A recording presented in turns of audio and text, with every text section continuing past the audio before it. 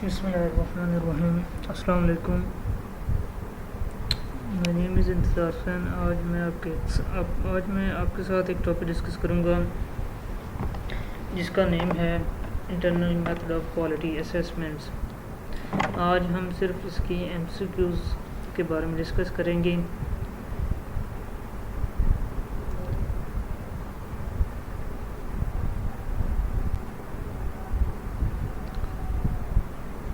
तो सबसे पहला एमसीक्यूज़ है कि which method provides immediate feedback about the analytical method. Statements में बताया गया है कि कौन सा मेथड हमें फ़ौरन जो है रिस्पांस मुहैया करता है एनालिटिकल मेथड के लिहाज में, एनालिटिकल मेथड के बारे में। सबसे पहला ऑप्शन है इंटरनल मेथड और क्वालिटी असेसमेंट, ऑप्शन बी है एक्सटर्नल मेथड, ऑप्शन सी है प्यूरिफिकेशन, ऑप्शन डी है एनालिसिस। तो ऑप्शन ए इज़ करेक्ट है, internal method of quality assessment. Question number 2 है which one of this is not included in internal method of qualities.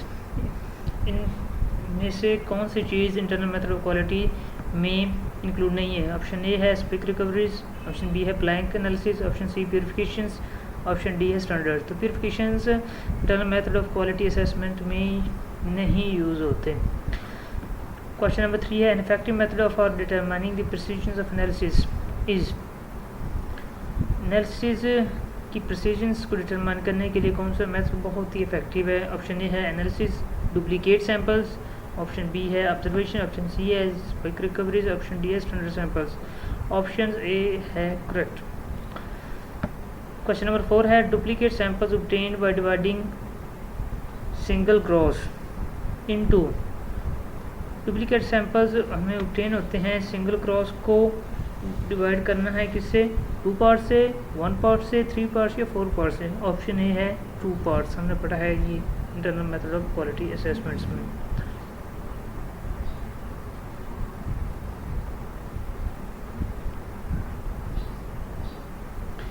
अब question number 5 है another name for duplicate samples. Duplicate samples के लिए जो दूसरा name use होता है उसे क्या कहते हैं।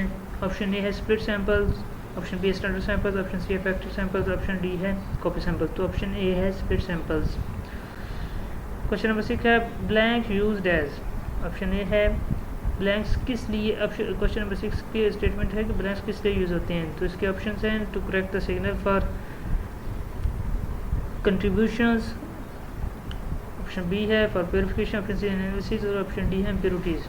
Obviously to correct signal for purification. Blanks use हमेशा इसलिए होते हैं कि वो सिग्नल्स की जो स्ट्रेंथ है ये सिग्नल्स करेक्ट करने के लिए हमेशा ब्लैंक यूज़ होते हैं। क्वेश्चन नंबर 7 है the most common blank is. कौन सा ब्लैंक सबसे ज़्यादा यूज़ होता है। ऑप्शन ए है न्यू ब्लैंक, ऑप्शन बी है एम्प्टी, ऑप्शन सी है मेथड ब्लैंक और ऑप्शन डी है नन। ये इनमें से कोई भी नहीं। तो ऑप्शन सी है मेथड ब्लैंक्स। मेथड ब्लैंक सबसे ज़्यादा कॉमन यूज़ होता है। क्वेश्चन नंबर 8 है what is the functions of the method blanks. अब वो पूछ रहा है कि मेथड ब्लैंक कैसे काम करता है। ऑप्शन ए है correct systematic error, option B है सैम्पलिंग, ऑप्शन सी है प्रोड्यूस इम्प्योरिटी, ऑप्शन डी है इम्प्योरिटी आइडेंटिफाइज। तो हमने ऊपर पढ़ा है कि जो ब्लैंक यूज़ होते हैं वो सिग्नल को करेक्ट करने के लिए होते हैं। तो ऑब्वियसली करेक्ट सिस्टमैटिक एरर, जो सिस्टमैटिक में एरर होता है, कोई भी सिग्नल प्रॉब्लम होता है उसे करेक्ट करता है। क्वेश्चन नंबर 9 है ए field blank is used. Field blank किस लिए यूज़ होता है। एनालाइट फ्री सैंपल के लिए, सैंपल एनालाइट्स के लिए, या ऑप्शन तो बोथ ए एंड बी या नन।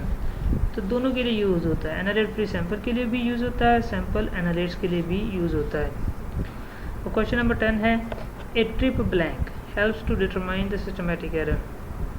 एक ट्रिप ब्लैंक जो है वो सिस्टमैटिक एरर्स को हेल्प करता है उसे डिटरमाइन करने के लिए।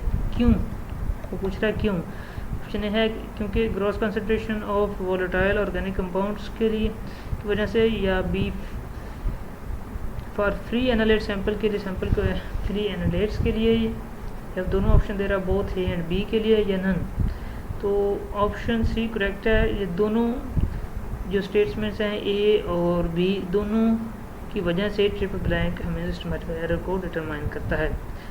अब है question number 11 statistical control is to analyze the standard containing a known concentration of.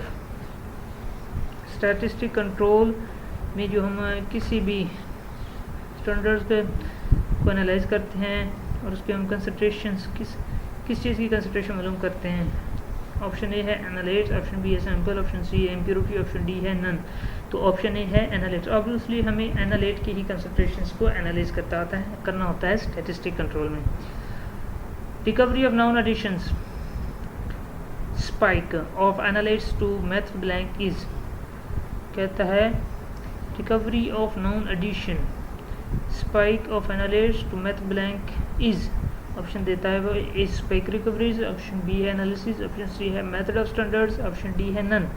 Option A है करेक्ट, स्पाइक रिकवरीज में ही हम नाउन एडिशंस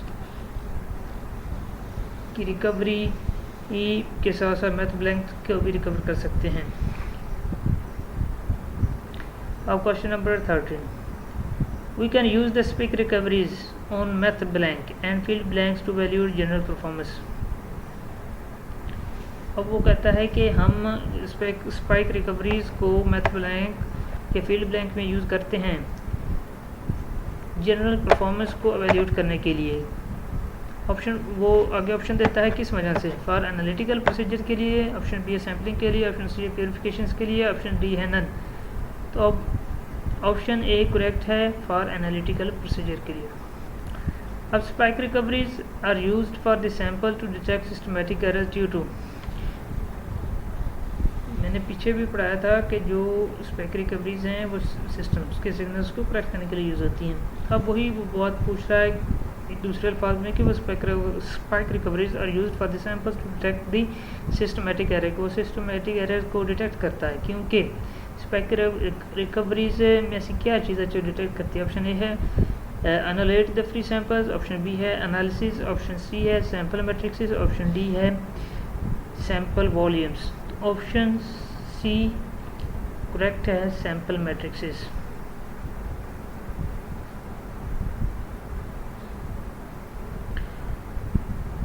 अब क्वेश्चन नंबर 15 है a systematic error during laboratory effects the both.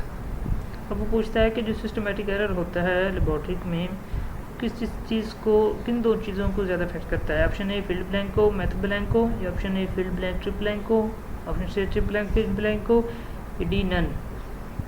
Obviously field blank और math blank ही ज़्यादातर use होते हैं एनालिटिकल प्रोसीजर के लिए, तो इन्हें ही लेबोरेटरी में वो ज़्यादा इफेक्ट करता है। क्वेश्चन नंबर 16 है to evaluate the precision of a glucometer, a device patient uses at homes to monitor the blood glucose levels, duplicate samples perform from. वो कहता है कि जो ग्लूकोमीटर्स की प्रिसिजन्स हैं उसको वैल्यूएट करने के लिए, ग्लूकोमीटर वो चीज़ होती है जो ब्लड ग्लूकोज लेवल्स को मॉनिटर करने के लिए होती है, तो इसके लिए जो डुप्लीकेट सैंपल होते हैं उनकी कारकर्दगी किससे ली जाती है, या परफॉर्म या डुप्लीकेट सैंपल्स को परफॉर्म किया किन चीज़ों से किया जाता है। ऑप्शन ए है 5 इंडिविजुअल्स है, ऑप्शन सी 4, ऑप्शन 3 इंडिविजुअल्स और ऑप्शन डी है 2 इंडिविजुअल्स। ऑप्शन ए है 5 इंडिविजुअल्स है क्योंकि हमने एज ए सैंपल लेना होता है, तो 5 इंडिविजुअल्स का हम सैंपल लेंगे।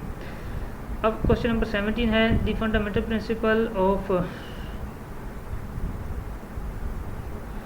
ICQ मतलब इंटरनल मेथड ऑफ क्वालिटी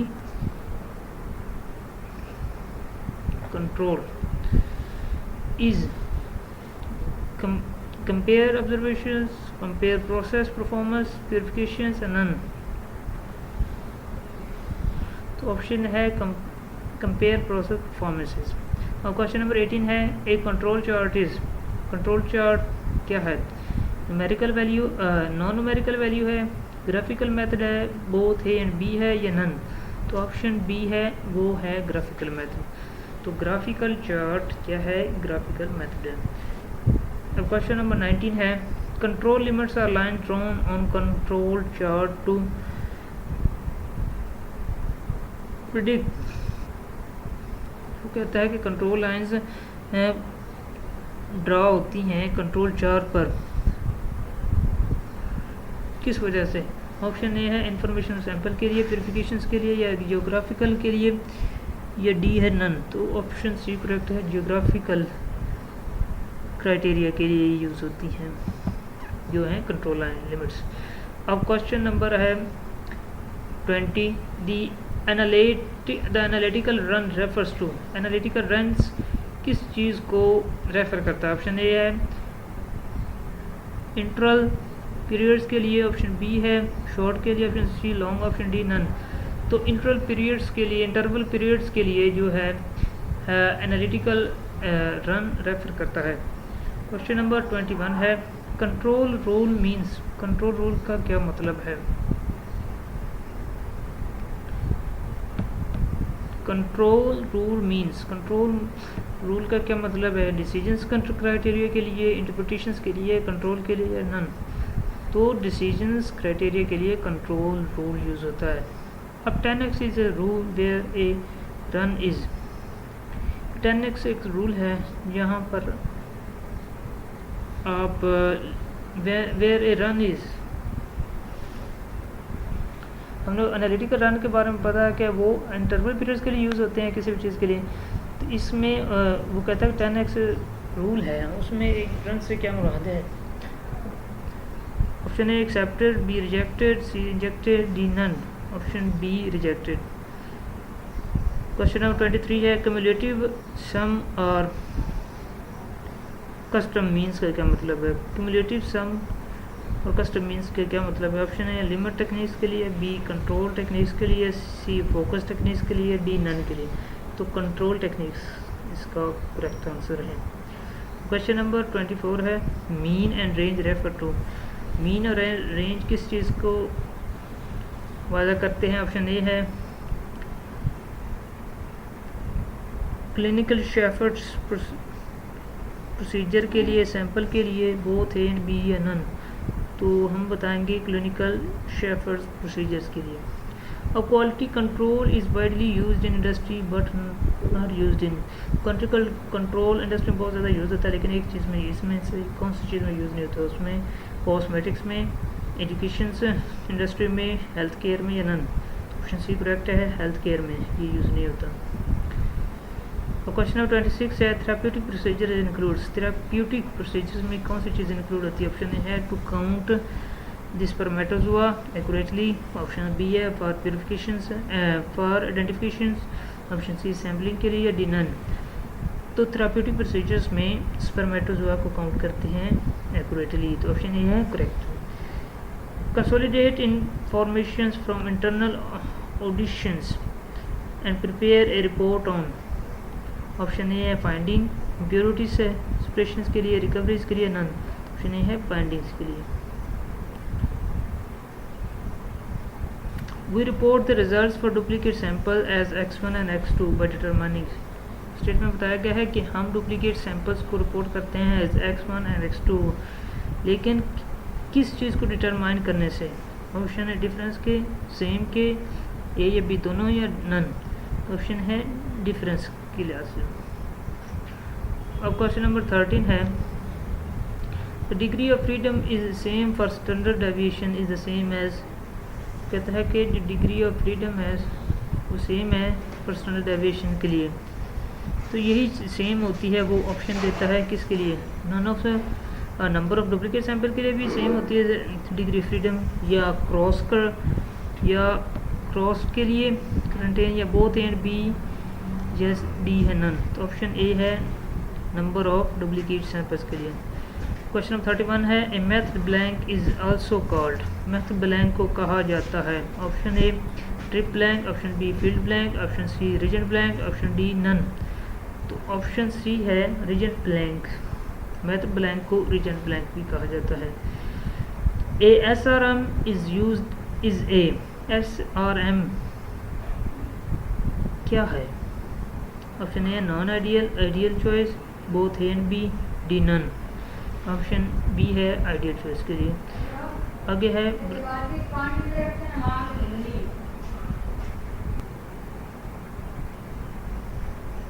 अब क्वेश्चन नंबर 33 है variety of variety of SRMs available firms, SRMs की जो वैरायटी है कहाँ पर अवेलेबल है? NST के लिए, NSTI के लिए, NIS के लिए, या D NIST के लिए। तो ऑप्शन डी है करेक्ट।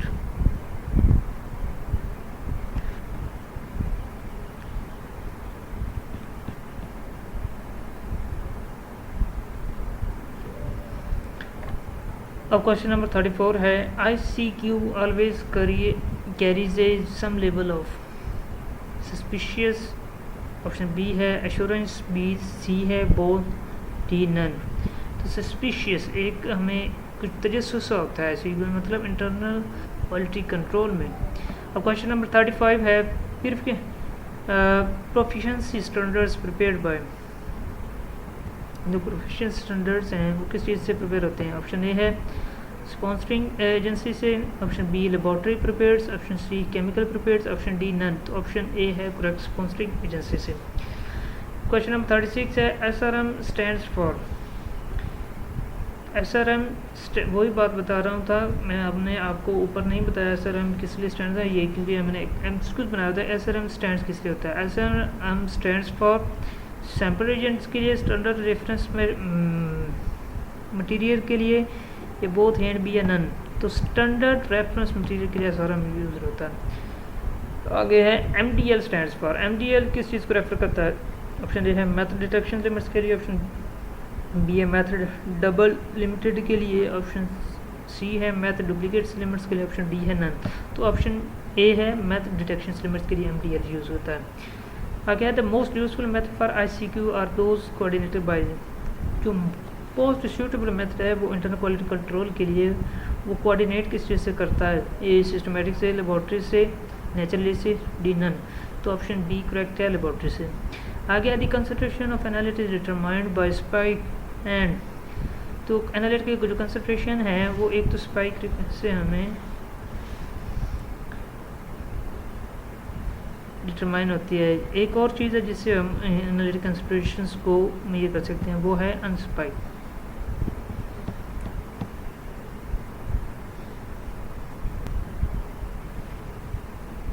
अब हम देखते हैं क्वेश्चन नंबर 41। वो बताता है कि in phase 1 application of X and R chart, X और आर चार्ट के दरमियान जो फेज 1 एप्लीकेशन है उसमें जो control limits obtained from the एक्वस are treated as. Control limits जो हमें हासिल होती हैं उन कैसे ट्रीट किया जाता है? ऑब्वियसली ऑप्शन ए है फाइनल लिमिट्स, ऑप्शन बी है ट्रायल लिमिट्स, ऑप्शन सी है वार्निंग लिमिट्स, ऑप्शन डी है पैटर्न लिमिट्स। तो ऑप्शन बी है ऑब्वियसली ट्रायल लिमिट्स होते हैं, क्योंकि हमने एज ए ट्रायल पहले चीज़ हमने एक चीज़ को ट्राई करना होता है, एक्स और आर चार्ट जो हम बनाते हैं। ऑप्शन अब क्वेश्चन नंबर 42 है process standard aviation is given by. Standard aviation से कौन सा प्रोसेस ये किस फार्मूले से हम हासिल कर सकते हैं? तो ऑप्शन ए है R/D2, ऑप्शन बी है R/D2, ऑप्शन सी है 1/D2, ऑप्शन डी है नन। ऑप्शन ए है करेक्ट R/D2। अब tolerance diagram is also called, tolerance diagram को भी कुछ और भी कहा जाता है। ऑप्शन ए है स्कैटर डायग्राम, ऑप्शन बी है deflect concentration diagram, option D है सी है टाई चार्ट, या ऑप्शन डी है हिस्टोग्राम्स। तो टॉलरेंस डायग्राम को टाई चार्ट कहा जाता है। अब आगे क्वेश्चन नंबर 44 है लिमिट्स हैं, लिमिट्स हैं क्या? लिमिट चीज़ हैं limits defined by customers, option B है limits drawn by natural variability, limits drawn by inherent, या डी स्टैटिस्टिकल लिमिट्स। तो ऑप्शन बी करेक्ट है, limits driven by natural variability. अब क्वेश्चन नंबर 45 है the natural variability of the process is measured by. Option A है process mean से natural variability को measure कर सकते, option B standard sample standard deviation से, option C है process standard deviation से, ऑप्शन डी है सैंपल मीन से। ऑप्शन सी करेक्ट है process standard deviation, ST mean standard deviations. अब क्वेश्चन नंबर 46 है basic difference between MRP and NRP2 is. इन दोनों में जो बेसिक डिफरेंस है वो क्या है? ऑप्शन ए है फाइनेंस का, ऑप्शन बी है कैपेसिटी प्लानिंग का, ऑप्शन बी सी है